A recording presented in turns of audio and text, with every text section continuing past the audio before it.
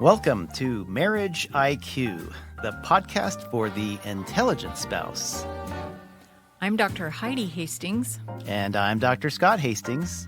We are two doctors, two researchers, two spouses, two lovers, and two incredibly different human beings coming together for one purpose: to transform the stinky parts of your marriage into scintillating ones, using intelligence mixed with a little fun.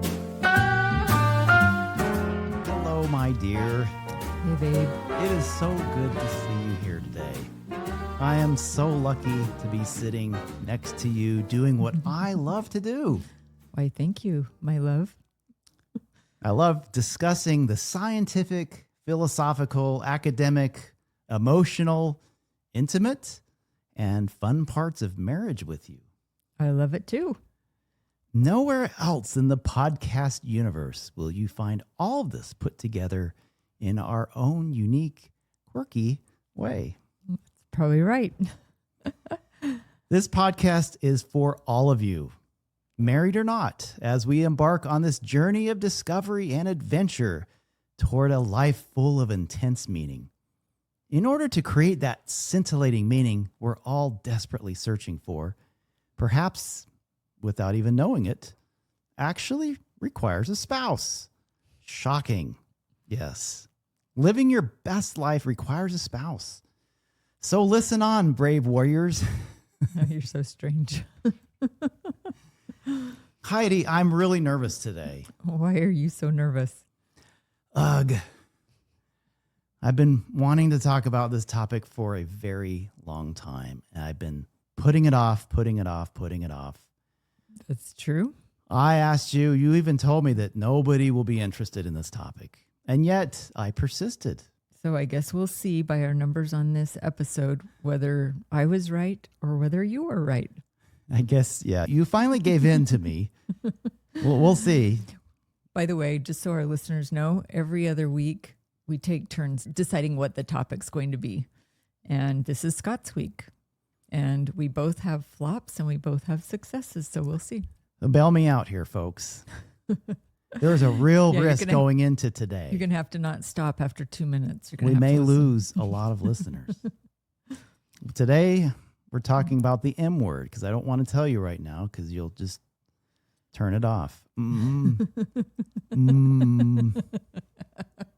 Meditation. Oh, no. You said it. Honey, turn it off. The Hastings are talking about meditation. How boring. Oh my gosh. Only Tibetan monks living on top of a mountain meditate. It's always on top of a mountain. Yeah. Right? Why is that? I guess because it's quiet there.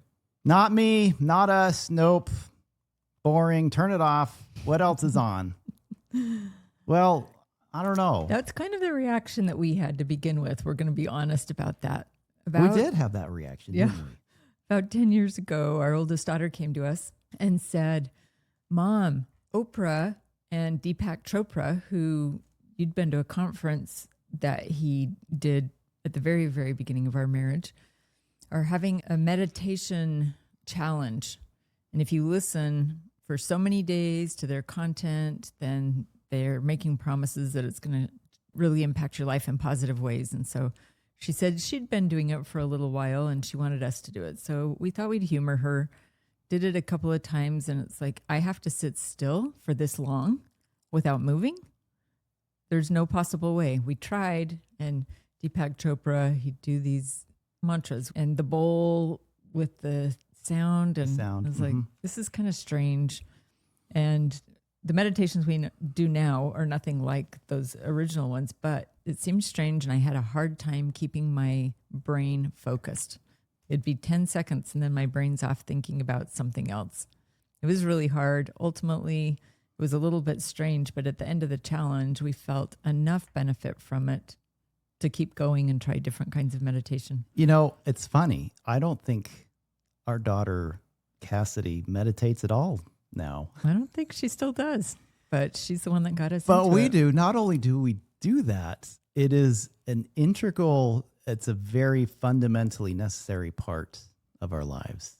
Right. And hopefully today's episode won't be so boring that you can pick up on that as well. Well, I think it's interesting. Whenever I tend to get a little chippy with you or impatient or triggered by you, there are two questions that you'll ask me. The first one is, how's your meditation going lately? Have you meditated this week? And the second question that you'll ask me is, have I been sleeping enough lately? Oh, that's right. Yep. Typically, the answer to both of those is no. I have room for improvement, and then I'm back on it. I don't even notice the change in me when I don't, or if I'm skipping meditation several days. Well, let's be honest. You're not chippy that often. So Why, thank you. This is look, I live a blessed life. But maybe it's that you don't ever want me to be chippy, which I That would totally understand. It wouldn't, right? Oh, wow. The other thing that's interesting, we both have these different scientific backgrounds. Yeah. Social science for me, I'm hard science for you. Yeah, so I do medical science. I'm an actively practicing physician. And it is fascinating how much this comes into play with either your clients or my patients. Yeah, Heard patients. a few numbers thrown out there. It's at least in the majority of patients who come in with these medical issues. There's something deeper going on. Yeah, I read a study this week, and I didn't write it down, but of patients that come in with health problems, 90% of them it's related to stress. And if they were meditating, there would be less stress and therefore fewer health problems. Fewer health problems. Yeah. I don't know if I would agree with the 90% number, but it's over half. That was what one study showed. And so I would agree with that. It's big, folks. It's huge. And it underlies so many medical things. So I've gotten really good at talking to my patients about meditation. And I started out by saying, look, you might think I'm nuts. I guess I don't care because this is what the data shows. Mm-hmm. And this is part of me being the best physician I can be, talking to you about not only the medications and lifestyle changes you can do, but also these other practices. Well, it is a lifestyle change. Yeah. Don't you think? Well, it just hasn't been addressed in the medical community as much as Right. I'd like to see it. Right. And when you suggest for your patients to do this, do they? Most do not. Hmm. But that is also human nature. Right. We get very excited about things and then we do not do them. Right. In my work, almost always when clients come in, they've got high stress, they've got betrayal that they're working through, sexual betrayal a lot of times. They may have trauma that triggers up and is impacting their marriage or their life. They may have really stressful jobs. And almost always one of the first things we do is start them on meditation. And I will say my clients are pretty compliant. And they don't think you're nuts. Well, I keep asking them about it. And the ones who jump right in and start on it see significant difference in their ability to navigate really, really difficult things in their lives. So there you have it, a medical physician and a PhD today telling you that it's not nuts. So, it's normal to be reactive, right? Right, I think that's a good point. It's inbred in our DNA. We are born to be reactive. Like To protect ourselves, to right? protect ourselves. If I see a truck coming at me, I don't want to get smashed into smithereens. I need to jump and get out of the way. But guess what? I haven't had a truck come at me for as long as I can remember being alive. So why do I keep that Instead, process it's your wife happening? coming at you No. with chippy attitude. No. That's going to destroy you. The vast majority of the I guess time, it's you are coming at wonderful. me. Yeah, It's you coming at me and I'm feeling like I need to protect myself. There you go. Not really. You're a fantastic husband. You don't attack me. You don't come at me like but my nervous system sometimes feels like that's what it's going to be. So we're trying to introduce you to a new way of thinking, perspective. This is what we do on this podcast. You should know that by now. Learning new perspectives. This is a new one, and we're serious It's about it. a great tool. It is a fantastic tool. Yes. Wonderful. Scintillating. Regular daily mindfulness meditation helps everyone, everywhere. I remember when we first started meditating, and I couldn't make it through a minute. I thought, oh my gosh, can you imagine just sitting in silence for a minute? Just try it. 30 seconds. Silence. I said, this is so dumb. I can't do this. But for some crazy reason, it was a point in my life where I was very low, very low. Some tough stuff going I said, on. I got to do some new things. Yeah. I need to reinvent myself. It's very my grounding. identity. Very grounding. And so I said, I am doing this. It's happening. And it became not boring after a while. It did help me to kind of start slowing down my thought processes, slowing down, becoming more mindful. Yeah. When you're in that really elevated nervous system in fight or flight, it can save you really to slow down. And speaking of slowing down, imagine this. It's 7:45 in the morning on a Friday morning in a really busy Washington, D.C. metro station. And I've spent a lot of time in Washington, D.C. metro stations. So I can very vividly imagine what this might look like. Hundreds of commuters are rushing past a man that's sitting in a baseball cap playing a violin near a trash can. We've probably all seen this, right? In New York, Yep. Washington, D.C. Any big city. And he is mostly ignored. What they don't know is this. This man's name is Joshua Bell. He's one of the greatest violinists in the world. Jeez. And the violin that he's playing is a $3.5 million Stradivarius. A very expensive violin. The night before, he just sold out a Boston concert hall. This was in 2007, and the tickets were going for over $100 a piece. But in the metro that morning, people didn't stop to listen to him. They didn't stop to pay attention to this world-class violinist. They didn't even hear the music. I got chills running up my spine right now hearing this story. I've heard it. You mentioned it already today, and I still can't believe this. Yeah. But go on. So this wasn't an accident. This was a social experiment that was designed by a journalist named Gene Weingarten. And they videotaped it, actually. You can go online. So they got video proof. Yeah, you can go online and watch the 45-minute concert that he did. Same exact guy, same exact violin. Right. And guess how many people stopped to listen? You told me earlier. Was it like 7? Yeah, 7 people stopped to listen. And most of them only for a couple of seconds. I think one person may have stopped for a minute or two. Interesting also was of the 7 people, a lot of them were kids that they'd try to get their parents to stop and let them listen. And the parents were like, we're late, we got to go. And they dragged them on. But they had an incredible opportunity right in front of them and they couldn't see it. They couldn't hear it.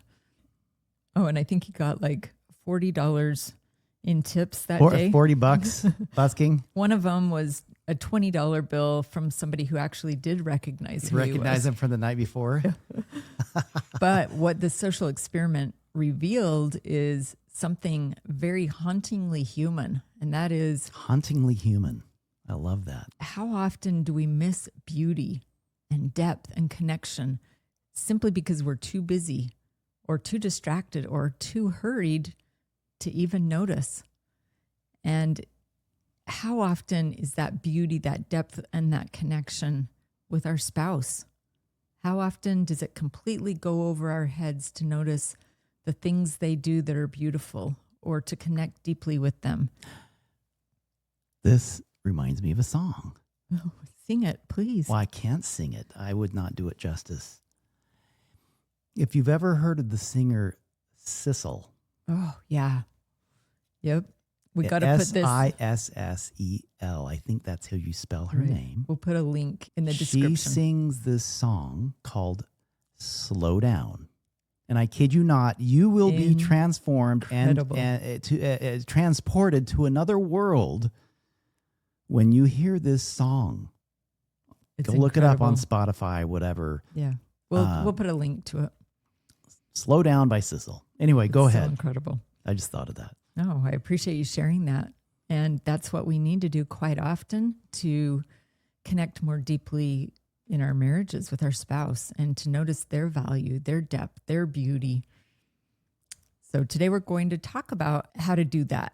So what if the most meaningful moments, the music of our relationship, are playing right in front of us and we're too distracted to hear it? That is really sad. This is where mindfulness and meditation come in. These aren't just practices that we do by ourselves for spiritual enlightenment, but they're actually tools to help us slow down enough to truly see, hear, and feel our partner. Today, we're going to explore how tuning into the present moment can help you tune into each other and why paying attention might just save your marriage from becoming background noise. Nope. Don't want that. I want scintillation. So, how do we learn to pause long enough to hear the music of our marriage? And That's a great question. what ideas do you have? I want to take just a moment here to talk about meditation and mindfulness.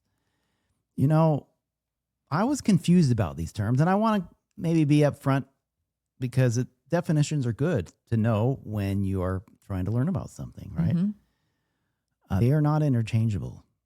I think we might have a little different perspective on what it is, what they are to each other, but this works for me. Mindfulness is a state of being that allows us to exist and observe the world around us in a neutral state. There's no judgment, just existing, observing the world around us exactly how it is, not wanting to change the world, just simply intentionally being present with it. Which brings a lot of joy. It does. We appreciate, we're grateful for just the right here, right now.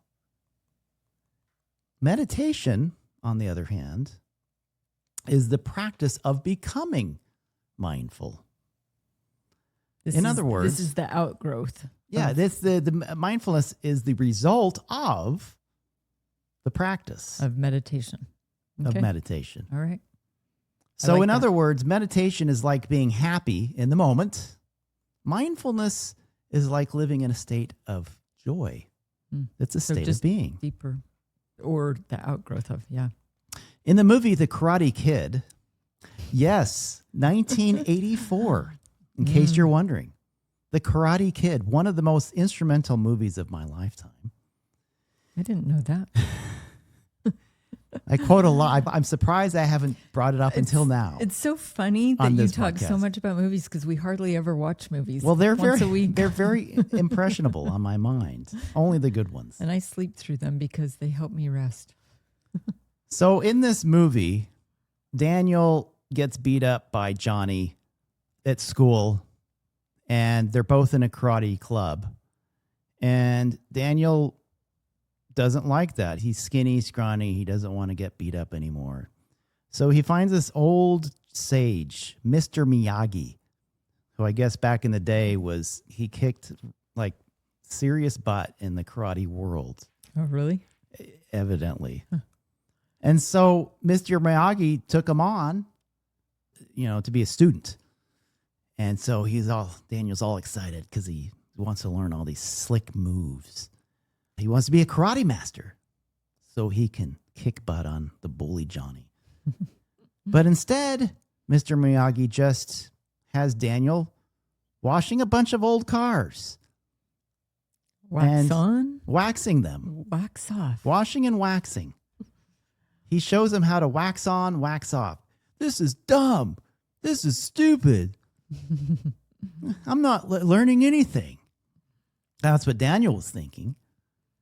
He felt gypped. Doing all the work for this old guy.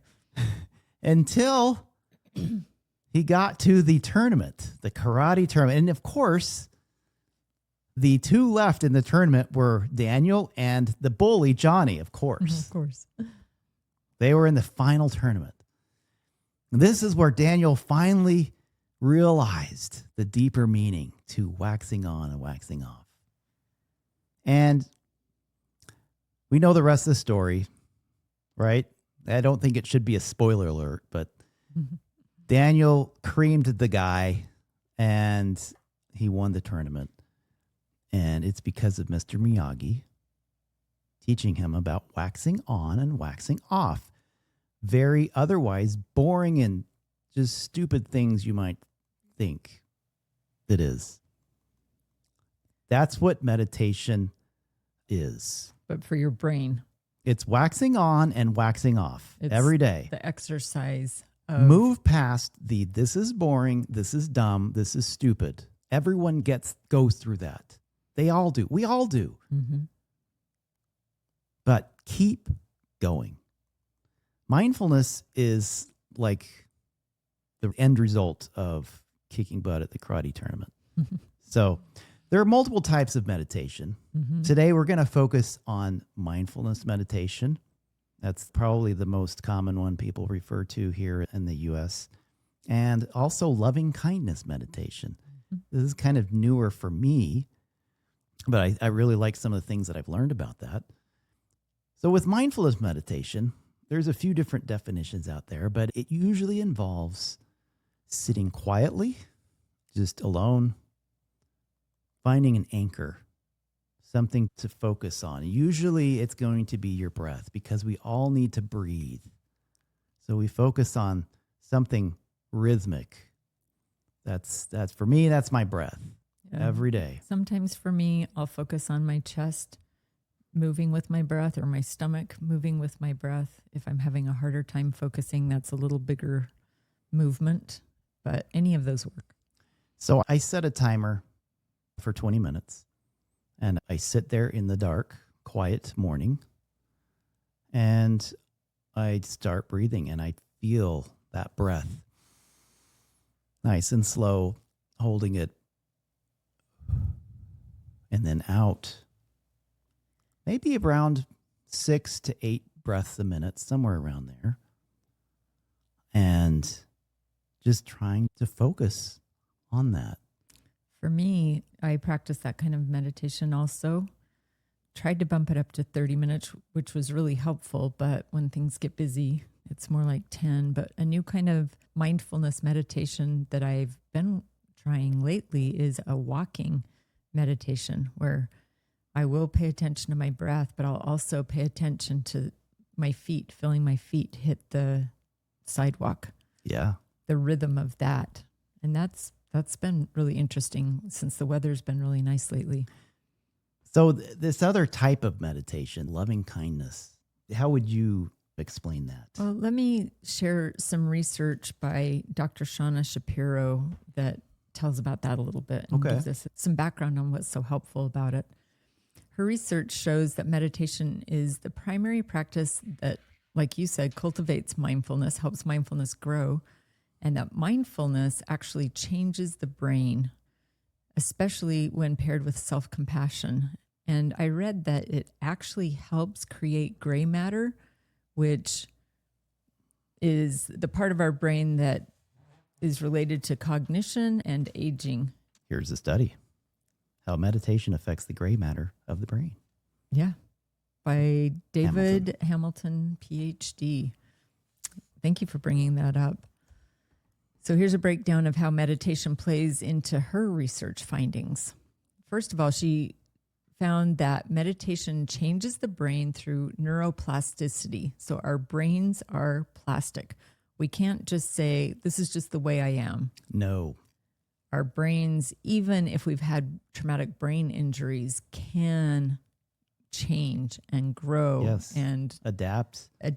Yeah. So Shapiro explains that the brain is constantly rewiring itself based on our experiences. That's true. Again, this is what is called neuroplasticity. And when we meditate regularly, even for just a few minutes a day, we're training our brain, among other things, to increase empathy and emotional regulation. And by practicing every day, our brain becomes stronger. So think of it as going to the gym and Yeah. working out our brain for 5, 10, 30 minutes a day. I had an oncologist at one point who would do it for 2 hours a day before he'd go to work because his work working with cancer patients was so intense. I'd love to have that amount of time every day. Well, he got up before 5 o'clock in the morning. Okay. Noted. Okay. So when you meditate, you're practicing awareness, you're practicing being very present and compassion. And those qualities become easier to access in everyday life, including in our marriage. So it's easier to be compassionate with your spouse. When we're practicing. I love it. So the second thing that Dr. Shapiro's research found is that meditation, when it's infused with intention, especially I intend to go into this meditation with self-compassion. I'm not going to beat myself up when my brain starts zipping off in left field. I'm just going to be kind to myself. And that really helps us to be less reactive and more responsive to others, including our spouse. So, Heidi, this sounds like one of our 4 cornerstones. Intentionality. It sure is. Well, hot flippity dog. So Shapiro says that the attitude that we bring to the meditation matters just as much as the act of meditating itself. Her research shows that mindfulness without self-compassion can become kind of cold or rigid, whereas when we come with the intention of being compassionate to ourselves, to our spouse, to someone else, it leads to true transformation. She emphasized that there are 3 specific elements in an effective meditation practice. So the first, like I said, is intention. Why are you practicing? What do you hope to cultivate through spending this few minutes in solitude? Second is attention. So intention and attention. Very different things. This is the act of noticing our thoughts. It's not that our brain has to be blank and we can't ever have a thought for the 10, 30, however many minutes we're doing it. It's that the thoughts come in our head or the feelings or the body sensations. We notice them. Hey, you're there. And they keep on going. I remember one meditation that was really impactful for me learning this. He's like, it's like you're on a bus, on a Greyhound bus, riding through the Arizona desert. There's a lot of noise, a lot of chaos going on, and you get out. Yep. You Get off that bus. Pop up your camping chair, sip your lemonade. You're watching the buses go by, but you're not getting back on them. So, I just had that thought of what I need to do now. And normally I would stop the meditation and do whatever it was, but I'm letting it go. It'll come back to my mind later if it's important. In marriage, this translates to being more gentle with ourselves and our partner. We're less reactive and more responsive. The third thing she says meditation does is help disrupt those automatic triggers that we have, those times that we're triggered in our relationships. And many couples get stuck being snappy with each other like we talked about, or withdrawing. This is hard to sit through, so I'm out of here. I'm not going to sit and work through this conversation. I think tying it back to different people, Gottman talked about this, the 4 horsemen. Mm-hmm. Yeah. The contempt, the stonewalling, things like that. Yeah, and defense Criticism, was one of his 4 defensiveness. things. And she's saying meditation is an antidote for all of those. So get this down, folks. Meditation is crucial. We're moving past the talk about it being weird, about it being strange, boring. This is essential for a scintillating marriage. And really what it's doing is it's strengthening the pause muscle in our head. Instead of reacting impulsively, we learn how to pause. And we talked about this on episode, 46 with Jen Pinkerton, the power of the pause. And it gives us the ability to notice what's going on inside our head. I think we also talked about it in the Taming Emotional Triggers. Oh, you're right. Episode 39, I think. Yeah. So this does allow us to respond more intentionally rather than from a triggered standpoint. Well, Heidi, though, is it possible to stop all reactions? Like, do you think No, it's possible? I don't. Because it's just an inherent part of being a human, right? Yeah, I agree with you. I don't think it's possible to stop every single reaction. I think that's normal. But I think what we can do is learn how to push that pause button as soon as possible when it does happen. So if you had reacted and then you were able to push the pause button, how would you approach that with your spouse? Well, I'd have the initial feelings of whatever it is, angry, disgust, whatever. Mm-hmm. And then boom, all that mindfulness meditation practice kicks in and it slows down. I'm able to push that pause button because everything is just slower.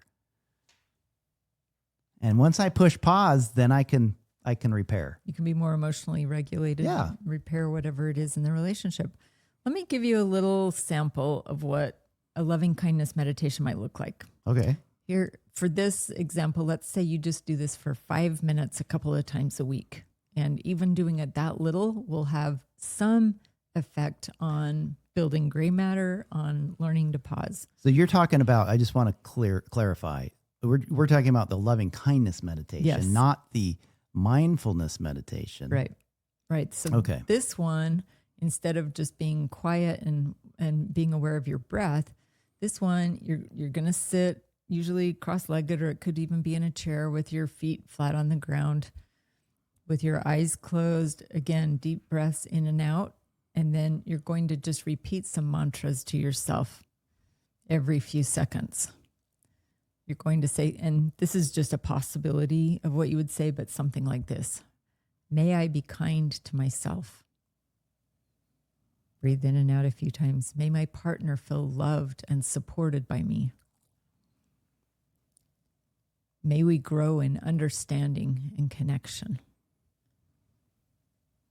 And then maybe go a minute or so and then say them again. Just whenever your brain starts going somewhere else, just repeat these again.